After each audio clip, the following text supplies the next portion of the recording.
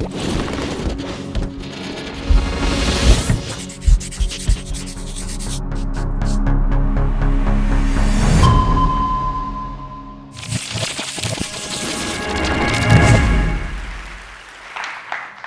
the first day of February 2015, Super Bowl 49 was played in Glendale, Arizona.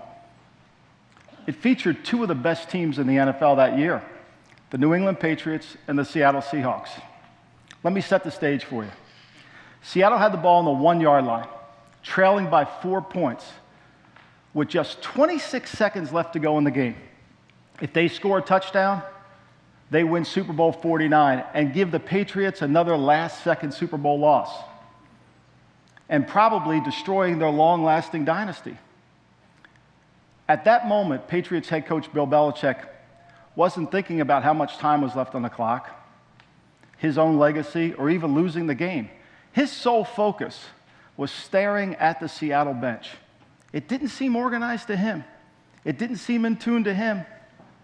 So instead of calling a timeout, which everybody in the stands was screaming for, and I'm sure all the 120 million sitting at home on their couches eating potato chips wanted him to do, Belichick just took a couple steps back and called a defense that they'd never run before the entire season. Kind of an odd time to try something new, don't you think? Not for Belichick. What Seattle didn't know at that precise moment was back in April of that year, Belichick told his defensive coaches to come up with a goal line nickel defense, which means he wanted a lot of big guys to play the run, and he wanted a lot of little guys to play the pass. So they worked on it all spring. They worked on it all summer. They worked on it all fall. They never had to use that defense until 26 seconds left to go in the game. With the world watching, they needed it then. As soon as the Seattle sideline saw those big guys come running onto the field, their coaches said, we need 3 receivers. So they put their 3 receivers out there to counter what the Patriots were going to do. They thought they had the advantage. What happened next makes history. Undrafted rookie Malcolm Butler, I'll say that again, undrafted rookie free agent Malcolm Butler intercepts Russell Wilson's pass at the 1-yard line, preserving the victory for the Patriots. And unfortunately for Seattle head coach Pete Carroll, he's faced with having to answer questions probably for the rest of his life. Why did you throw the ball on the 1-yard line? You got Marshawn Lynch. Now, football people know what Pete Carroll did wasn't wrong. What Belichick did just happened to be right. And I'm one of those football people. I've spent 30 years in the National Football League. I have gone from being a gopher to a scout, to a general manager. I've worked with some of the greatest coaches the game has ever seen, from Bill Walsh to Bill Belichick and to Al Davis. I've watched these men work, and I've won 3 Super Bowls with these men. I got enough bling here to last a lifetime, right? Well, I've actually borrowed this from my grandson because I've given all the bling away, because the one thing I've learned in life, grandkids are the best bling of all, right? But I've watched Belichick work. I've stood right next to him. And people say to me all the time, what makes Belichick so good? Why is he able to dominate his profession? Now, keep in mind, becoming a head coach in the NFL, for some of you that don't know, there's only 32 teams. It's a harder job to get than the United States Senator. And the workforce in the NFL gets fired 1/3 of the time every single year. 1/3 gets sent out the door. Why is Belichick so special? What Belichick understands more than most in the NFL and all over the world is that his job as a leader is to establish, drive, and maintain the culture of the organization. Now, when we look all over the world today, and there's a lot of places to look in the United States and wherever, leaders spend more time focused on their bottom line, on strategy and tactics, and therefore, their leadership is killing culture. Every day, a leader's behavior impacts the organization to the smallest degree. If he's not mindful of their behavior, the organization can slip away. Let's go back to 1955, the S&P top 500 firms in the world. Only 60 remain today, just 60. 440 have vanished into the air. Now, you can all say, oh, Lombardi, you're crazy. You know, we live in the age of technology and innovation. Of course, they've all gone disappear because of that. I say no. I say no, no, no, no, no, no, no. It's a lack of leadership that has killed those companies. In fact, in the next 10 years, based on experts and analysts, 250 of the current 500 are going to disappear. How can we fix the problem? How can we solve this problem? I believe the only way to solve this problem is through leadership, is through cultural leadership. And I have developed what I believe are the 4 basic principles of leadership, which I call the cultural RMPSs, or ROMPS for short, because I have a hard time memorizing everything. So the cultural ROMPS, how does it break down? Every leader must be able to perform these every single day. Not once in a while, not every other day, but every single day. The first area is simply called the command of the room. Right? Command of the room. A leader has to have a plan. None of us follow anybody without a plan, right? And don't tell me about mission statements are a plan. Mission statements are empty promises, right? They do no purpose. They put them up there, oh, that's great. Bill Walsh, the head coach of the 49ers, took over the team in 1979. They were the losingest franchise in the NFL. He didn't come walking into the building and saying, oh, we're going to win the Super Bowl in 2 years, even though they did. He came in with a standard of excellence, a plan that he wanted everybody in the organization to understand and work on every single day. Simple things: be fair, practice self-control, show discipline. Real simple. Met with everybody in the organization all the time. It didn't matter if you were in the ticket office, if you were working on the grounds crew, or if you were working on the football field as one of the players. I'll give you an example. I'm a young coach, scout sitting up in the coaching box. We're playing a game, not the magnitude of the Super Bowl, but it's a game nonetheless. And at halftime of the game, Coach Walsh wants me on the headset. Now, usually whenever Coach Walsh wants, my hands get sweaty like they are tonight, and I get nervous, and oh gosh, I'm in trouble now. And he says to me, this PA announcer is not behaving in the manner I want him to behave in. Remind me tomorrow when we get in the office, I want to fire the PA announcer. Okay, Coach, whatever you need, all right?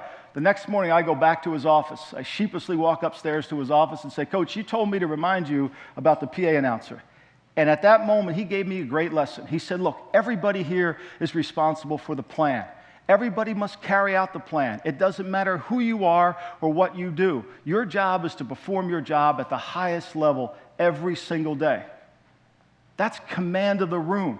Those little details, those things that are so important to him, made it important to everybody else. It was important for Joe Montana, our award-winning, our Super Bowl MVP, and it was important to the PA announcer. Now, he never did fire the PA announcer, but he had a talk with him, and he made his point very clear.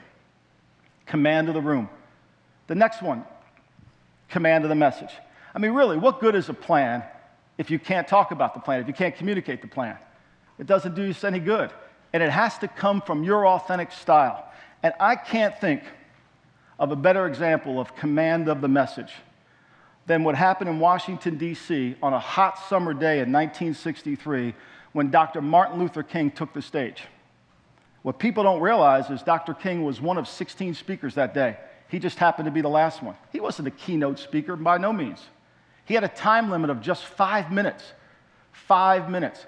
Some speakers refused to speak that day because they didn't think they could get their message across in 5 minutes. Dr. King got up there. Right around the 5-minute mark, Dr. King hears a sound from behind him. It's the great gospel singer Mahalia Jackson. She says, tell him about the dream, Dr. King. 2 weeks earlier in Detroit, Miss Jackson heard Dr. King give the I Have the Dream speech. At that moment, Dr. King launched into the I Have the Dream speech. 11 minutes later, no one in Washington misunderstood what Dr. King's message was. He was very clear. They could see it, they heard it, and most importantly, they visualized it. And they left Washington to enact it. Now, I know, clearly I know, we all don't have the oratory skills of Dr. King. I don't. But we have our own way of communicating, right? We have our own way of presenting the message to what we have to do. And it's important. The message is great. Telling the message how we do it is the most important. Commanding the room, command the message, vital. The next area, command of the process. Leadership is hard.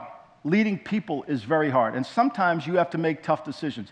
And sometimes you have to follow down the path of the most resistance. You know, I'm an old TV buff, so I tend to watch old TV shows. And I don't know if many of you remember the I Love Lucy. Lucille Ball gets in a lot of trouble all the time. And Lucy teaches us one of the great leadership lessons you can ever know. One day, Lucy's in her bedroom, and as only things can happen to Lucy, her wedding ring slips off and falls on the floor. So naturally, Lucy gets on the floor and starts looking around for her wedding ring. You know, several scenes later, in comes Ricky. Lucy, what are you doing? She's in the living room now. What are you doing on the floor in the living room? Lucy says, I lost my wedding ring. I'm looking for it. Looking for your wedding ring? Where, on the floor? Yeah. This goes back and forth. Finally, Ricky asked the most fundamental question of all. Where did you lose your ring? I lost it in the bedroom. In the bedroom? What are you doing looking in the living room? The light's much better here. The light's much better here. Perfect, right?